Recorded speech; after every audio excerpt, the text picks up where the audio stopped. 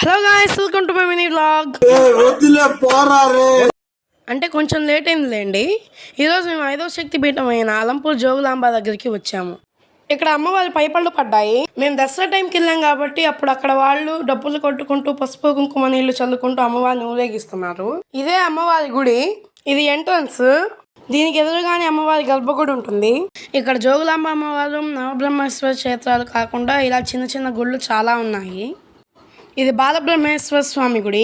గుడి ఎదురుగా అమ్మవారి రథాన్ని తీసుకువచ్చారు. ఇది లోపలికి ఎంట్రన్స్. ఇక్కడ అసలైన అమ్మవారి చోటు ఉంటుంది.